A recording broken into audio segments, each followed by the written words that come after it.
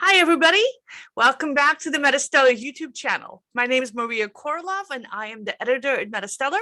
And here with me today is AMIRA LOUTFI, our reviews editor. And we have a ton of reviews for you, as always, on Fridays. So every Friday, we read the top 10 free science fiction and fantasy books on Amazon. Well, we read the first couple of chapters of each one, and we tell you whether we're going to keep reading or not, and what we think of them. And the link to the article with the full reviews is in the description box below. For those who are new to our channel, MetaStellar is an online publication of speculative fiction. That includes science fiction, fantasy, and horror. We publish original short stories, reprints, reviews, essays, news, and a bunch of other stuff of interest to people who like science fiction and fantasy. If you like this kind of content, please subscribe. We're able to do this thanks to the kind contributions of our Patreon supporters, and the link to that is in the description box below as well. So let's get into it. The first book today was To the Sky Kingdom by Tang Qi, a standalone fantasy books. Tang Qi has many other books available. However, most of them are not in English. And here it is. And it's actually the second week on the list, right? It was on the same list here. And you read it last week, AMIRA, right? What did you think of it? So I thought the prologue was really cool. But kind of bland. It's weird because it was cool and exciting, but kind of bland at the same time. I think what happened is the writing style is a bit bland, but then the action and the twist at the end of the prologue was like kind of exciting. So there's gods and goddesses. They're immortal. The world is really big. I thought I probably wouldn't come back. And I was thinking about it. I was thinking about this book over the week, but I didn't come back to it. All right. Next we have the Stefan Mendoza trilogy by P.R. Adams. And let me see if I can make that a little bit bigger for you guys so you can see it right there. And it's a box set of the first 3 books in the 6-book cyberpunk techno thriller, also called the Stefan Mendoza series. The other books are $4 to $5 each, but they're not in Kindle Unlimited. And what did you think of them, AMIRA? I definitely did enjoy it. I felt like I was out of my element. And I think that's because I don't usually read thrillers. I don't even usually read that much science fiction. But it was really good. I like the tone. It was grungy. It was cool. I really enjoyed the description of the city, the sci-fi elements. There was a war devastated Seoul in South Korea, and there were robots like cleaning up the damage and stuff. And the main character also has a speaker like built into the bone in his ear. And he adjusts the volume with his hand with something in the palm of his hand. He's adjusting the volume. So that's just a little bit of the science fiction world, right? Him and his team. He has a team with a sniper and a hacker. They are following a terrorist. That's what it seems like. They're following a terrorist. Yeah. It was cool, and I'm probably, would I come back? Probably. All right. At least I'll be thinking about it, which is a good sign.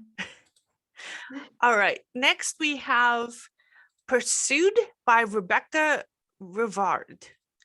And I didn't pick the background image here. Our editorial assistant, Sydney Levinson, did. So that's kind of, I don't know if it's a commentary on the book or not. This is the first of 3 books in the Vampire Syndicate Urban Fantasy series. The other books are $5 each, and they're not in Kindle Unlimited. And Amira, you read this book as well. Yeah, weird. So this woman, okay, the main idea here is that Mila is running away from a billionaire vampire. He has a big community working for him. They finally catch her and they bring her back to her old boyfriend. So the relationship between them was passionate but really unhealthy. And as they're driving up, to bring her to her old boyfriend, she's excited about it, but she's also like scared. And then when she finally gets there, it's a different guy. So they were lying about who they're bringing her to. Oh, that's Um, creepy. yeah, and they also have like it was she was captured by like two henchmen or two beautiful vampires in the grocery store while she was like shoplifting. um yeah, and what was it, oh right, so some of the magic is kind of cool. They have their eyes get like weird and glowing when they get angry. um they have the voice like from Dune, where they can like force humans to do stuff just by like telling them to do it. Um, and then we switch perspectives to her old boyfriend. Oh no. Yeah, we switch perspectives, and initially I was like, "What? Like, is she a vampire too? Was she a vampire in a previous life or something?" Initially, I thought it was her. Oh, okay. It's not, but and it actually says his name at the top of the chapter, so I don't know. Um, so yeah, and so he seems like an okay guy, and I'm assuming that he's gonna rescue her. Oh, I hate books where there's a toxic relationship and they're going to somehow get together again in the end. That's what I'm assuming. It's what it seems like is gonna happen. Oh, all right. Yeah. Well, it's not definitely not for me, but is this your kind of thing? No, no. No, Yeah. you say, but your head is like, oh yeah. No.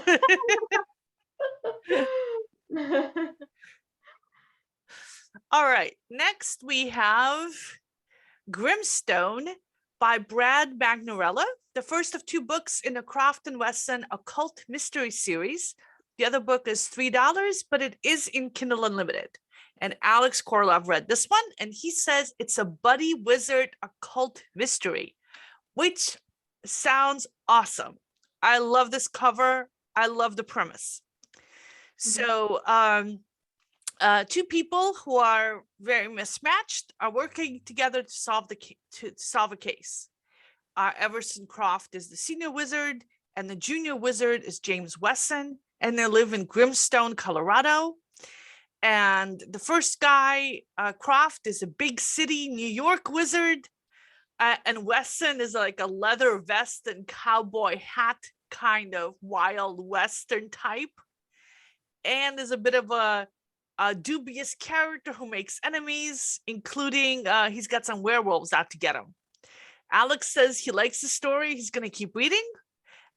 These two guys are as different as two people can be, and they're thrown right into it when they're having to deal with the werewolves. He thought it was a little goofy, but he enjoyed the relationship, and he's looking forward to seeing how the relationship's developing. And he says he likes wizards and supernatural creatures and detective stories, and he thinks it's going to be a fun read. I think it's going to be a fun read. That sounds like it's going to be up my alley more so than some of the books that maybe I read this week. So let's go on to, let's see if I can show you the cover for a second so you can see it a little bit bigger. There you go. All right, and let's switch to the next book, which is Sorceress Awakening by Lisa Blackwood, the first of 9 books in the series A Gargoyle and Sorcerer's Tale. It's urban fantasy. The other books are between $1 and $5 each, and they're not in Kindle Unlimited. And Amira, you read this one. What did you think? Um, it was okay. I mean, I wasn't like I'm not super excited about it, but I it's kind of like Harry Potter, right? But just without Hogwarts. So basically, you know, a young woman, she discovers that she's a powerful dryad. Is that how I say it? I A think it's dryad? Dryad. Dryad. Fine. Powerful dryad in a complex magical world. There are people who want to capture her, right? They want her magic, her magical powers, and they're bad. And she also has a connection to like a gargoyle and also a tree in her backyard. And she doesn't know that she's magical until the people suddenly show up in her garden one night as she's walking around with her insomnia. Um, so they chase her through the garden, and then there's like this magical explosion, and she gets injured, and a bunch of them also get injured. And with her last breath, she's like dying, she's like bleeding to death, basically. And as she's dying, she instinctively remembers a spell to awaken her guardian. And she screams the spell, and then the guardian, or not the guardian, the gargoyle comes to life. He has wings, he can fly, he's got a gigantic tail. He starts, you know, like magically feeding life into her, and also just killing people. He, with the flick of his tail, he decapitates one of the bad guys who's chasing her. So it's kind of it's cool. It was kind of cool. Um, I'm not sure I'll be back. I kind of feel like this is a story that for me personally, like I would kind of enjoy glancing over, but I don't think I would keep thinking about it enough to like want to come back and finish reading it. All right. Yeah. Let's see. What do we have next? Is Fortune Favors Fortune Favors the Cruel by Carpenter. And let's see if I can find, oh, there you go. There's the book. And it's the first of two books in the Dark Magi Dark Fantasy series. The other books are $5 each, and the other book is $5 and is not in Kindle Unlimited. So this book was actually on this list before, and I read it, and I liked it. It reminded me of Leigh Bardugo's Shadow and Bones books when I was reading this. And that's, if you haven't seen it, they made that into a epic fantasy series on, I think, Netflix, and it was awesome. I highly recommend it. So here, Quinn is a stage performer. She has a magic power that shows the audience their greatest fears and an amulet to keep her powers and their side effects under control. But her powers are getting stronger. The amulet's losing its effectiveness. And also, she's a former slave. And when she sees other slaves being abused, she's compelled to step in.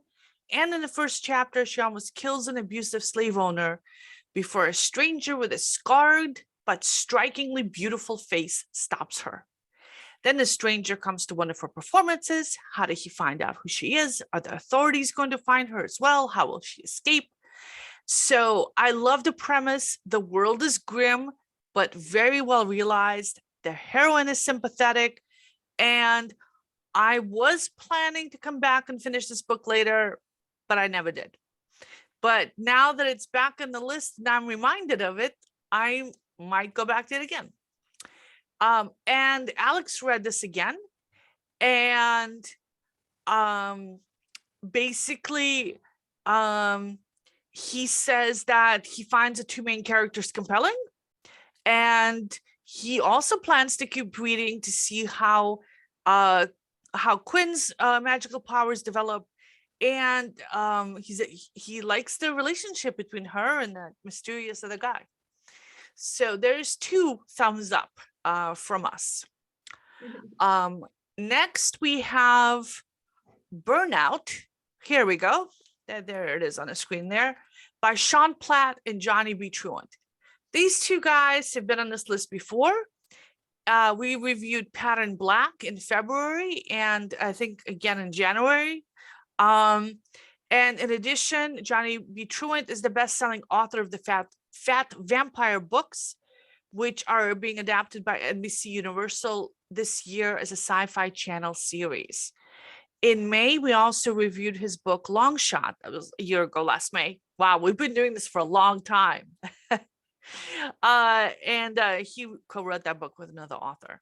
So this is a dystopian near future. And everybody has a chip implanted in them to tell the government who they are and where they are, and allows them to access jobs and services and stuff.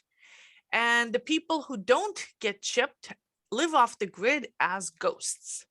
That's what they're called, ghosts. Cutter Dunn is one of those ghosts growing up on the margins of society, but he has a talent for fixing things. And in particular, he uses his repair skills to get odd jobs for cash, and eventually winds up working for a big corporation specializing in self-driving delivery trucks. And then things go wrong. His relationships with the company sours. Corporate, working for the corporations, never fun. And things go very wrong. So this is a dystopian near future that feels way too realistic, which always makes me unhappy, because as far as I'm concerned, we're living in a dystopian future now. I do not want to have more dystopian future in my time off. I want to relax with a nice cozy cupcake mystery, or battle space aliens in a civilization far, far away, billions of light years away. Something that's as removed from modern life as you can possibly get. And this book hits way close to home. Plus, it hits on my pet peeve.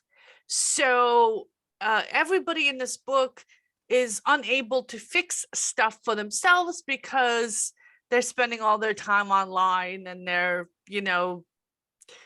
too lazy and whatever, right? Oh, modern people, they can't do anything for themselves. And I hate that trope. And also, one of my favorite YouTube channels actually several YouTube channels, is people fixing stuff. Nothing puts me to sleep faster than seeing someone laboriously and slowly sand rust off of old iron farm equipment or old Tonka trucks. There's just something very soothing and satisfying about that. But my point is that if you want to fix something, there's people who love it, people who do it. The human urge to tinker and figure out how things work, I don't think it's going to go away just because, we're playing a few video games or have a few chips implanted in us. So I have a personal beef with that particular trope. But other than that, very readable book, a lot of fun, and I actually recommend it. And I'm not going to be sticking with it because, like I said, hits too close to home, but other people might like that. Then we have The First Human Rider by Ramy, Vance, and Michael Anderle. The first of 13 books in the Dragon-approved young adult fantasy series. The other books are $3 each, and they're all in Kindle Unlimited. Michael Anderle is on this list a lot. If you look up his name on Amazon, he's got hundreds of books out there, a lot of them co-authored with other authors. So it's definitely readable. It's fun. It's compelling. And it's got dragon riders in it.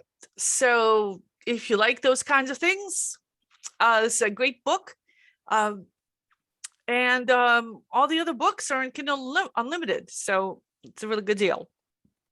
So the story here is that Um, Alex is blind, and this is set in pretty much the present day because she mentions 2020, and she's playing a virtual reality game where like things feel very real and in which she can see.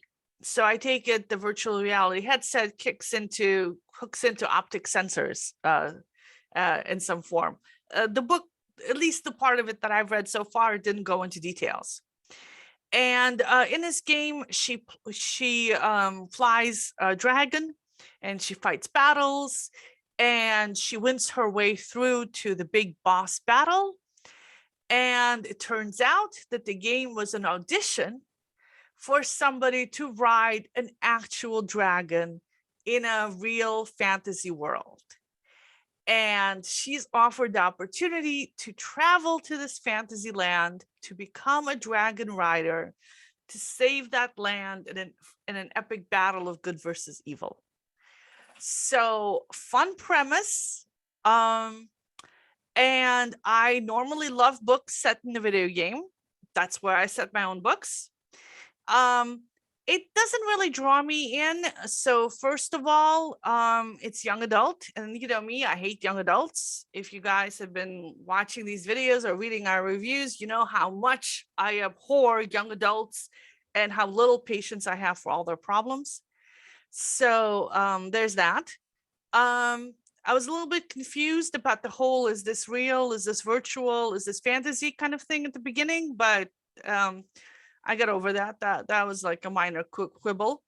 One thing that I found problematic is that idea that when somebody's handicapped in real life, that handicap, that disability kind of defines who they are. And that being in a virtual world where this disability isn't a factor makes the virtual world a better alternative to reality. And this is problematic for a few reasons. First of all, a disability doesn't define what people are. People have a lot of other stuff going on in their lives than just their disability. Just like if someone's gay or lesbian, that's not the sum total of their existence. You want to write characters that have other stuff going for them. And here, the beginning of the book focuses a lot on the fact that she's blind in real life. And that people with a disability are willing to like leave the lives behind to get that get that addressed, and then like everything's magically better, which is, you know, also a little problematic.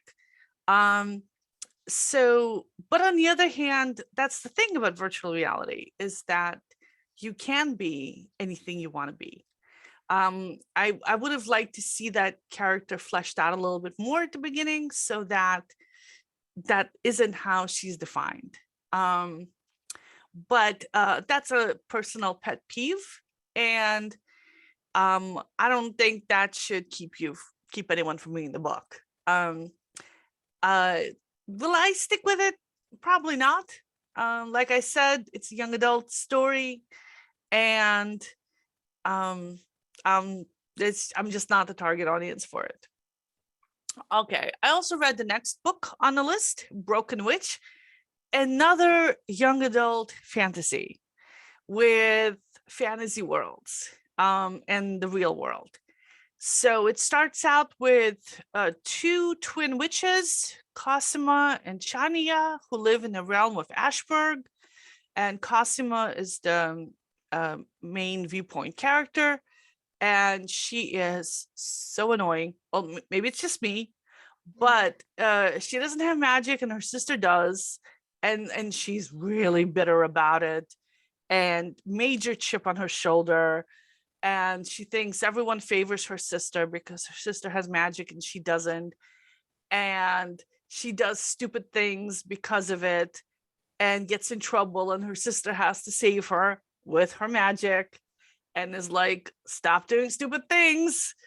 And she's like, oh, I'll show you all. And I don't know if she's supposed to be annoying or if she's supposed to be sympathetic, and maybe if I was younger I'd have more sympathy for her. but I'm old and jaded and bitter, and I have no sympathy for her. I'm like, stop whining and start paying attention to your father. So anyway, there's the second plot, the second half of the book takes place in Atlanta, where Zarin is a werewolf who's in trouble with the alpha wolf in the region, and the alpha wolf wants his help to go to this first magical land where Cosimo lives, and Zarin doesn't want to do it. He'd rather die than help them, so he's also a little bit of an annoying character. I don't like the whole alpha wolf beta wolf thing. It's been completely debunked, and so I don't like the fact that it keeps showing up as a trope in books. And Zarin also mentions vampires in passing, so you might get vampires showing up here as well. It moves well. It's well written. I enjoyed reading the parts of it that I was reading, but like I said, there's just too many things annoying me, and they're all my personal issues, and I freely admit that. And you might well not be annoyed by this book. Finally, the last book, Claimed by the Gods by Eva Chase, is the first of 4 books in in their Dark Valkyrie paranormal romance series. The other books are $4 each, and they're all in Kindle Unlimited. And here's the cover of the book, so you can recognize it when you see it on the shelf. Aria Watson works as a messenger in Philadelphia. Her clients are all criminals, but it pays the bills because she's got a 6-year-old little brother to take care of, and a mother who's just awful. And so she's looking forward to getting enough money so that she can bring her brother to live with her instead, and out of that crazy house, and that's really abusive, so he doesn't have to suffer through the same kind of upbringing that she did. And then she dies in a traffic accident. But a bunch of Norse gods bring her back to life, and that includes Thor, Loki, and Freya, and a couple of other gods. And they're all super attractive, which I'm like rolling my eyes, but okay. And the reason that these gods brought her back to life is that they need a Valkyrie, because they need a Valkyrie's magical powers in order to find Odin, who's lost somewhere on Earth. And so she doesn't want to help them. They've tried with a few other Valkyries who've all mysteriously disappeared. So I don't buy this book. I didn't buy the premise. It sounds hokey. The romance puts me a little bit of an edge because we've gotten viewpoint chapters from a couple of the other gods, and I'm like, oh no, she's gonna have a romance with all of them. Oh no. But I was a third of the way through this book before I remembered that I had other books to read today. I started at the end of the list and worked my way back. AMIRA started her way in the front of the list and worked her way forward. So it was really compelling, and I'll probably go back and finish it.